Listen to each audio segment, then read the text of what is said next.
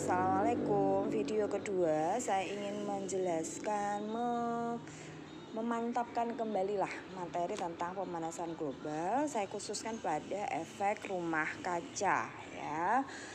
Saya masih ingat memberikan satu video tentang proses efek rumah kaca. Efek rumah kaca itu apa sih, Cah? Ya, efek rumah kaca bisa dilihat di LKS kalian. Ya, bahwa efek rumah kaca itu adalah mengistilahkan suatu pemanasan alami ya yang terjadi akibat pemantulan gas gas beberapa tertentu ya yang kemudian tertangkap oleh atmosfer. Jadi gas-gas rumah kaca di atmosfer akan menghalangi pemantulan cahaya matahari dari bumi ya, hingga meningkatkan suhu permukaan bumi. Maka suhu permukaan bumi akan lebih hangat lagi atau jauh lebih panas lagi. Mengapa demikian? Karena ada peningkatan peningkatan suhu ya kan.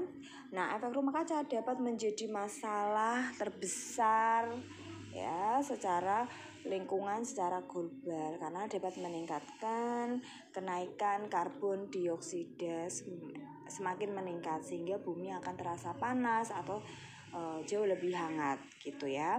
Nah, sebenarnya efek rumah kaca itu sangat bermanfaat bagi bumi kita karena bisa menghangatkan bumi kita sebagai tempat tinggal ya. Kalau tidak ada gas-gas efek rumah kaca, maka bumi kita akan terasa dingin sekali ya, berapa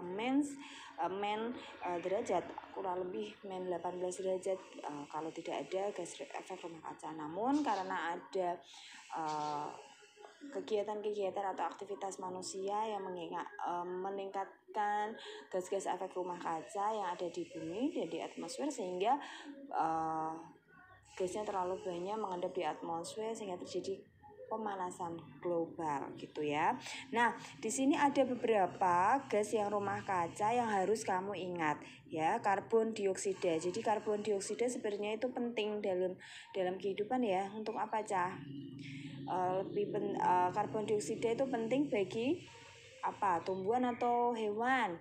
Ya, tumbuhan karena sebagai proses fotosintesis ya. Jadi karbon dioksida pembakaran bahan bakar fosil. Diingat-ingat ini nanti akan keluar ya. Metana itu sumbernya ya, ada gas metana itu sumbernya di pertanian atau lahan-lahan pembakaran. Terus ada N2O ya, N2O atau nitroksida, pembakaran bahan hasil fosil ya, sebagai besar biasanya di industri pertanian. Nah, ini hidrofluorokarbon ya, di situ banyak sumbernya yaitu penggunaan aerosol. Ada perfluorokarbon ya atau PFC sebagai industri manufaktur, diingat itu. Ada SF6 ya sebagai industri listrik. Jadi sumbernya gas efek rumah kaca ini ya terdapat di industri listrik. Nah, gas-gas rumah kaca yang mempunyai peran penting dalam kehidupan tumbuhan hijau adalah gas. Di sini ada pertanyaan tentang peran penting kehidupan tumbuhan hijau, yaitu adalah A. Metana, B. CO2, C. nitran oksida, D. klorofluorokarbon. Yang terpenting berarti karbon dioksida. Mengapa? Karena gas karbon dioksida itu juga penting dalam kehidupan manusia untuk sebagai proses fotosintesis, sebagai bahan dasar fotosintesis pada tumbuhan hijau. Nah, di sini ada contoh soal lagi ya.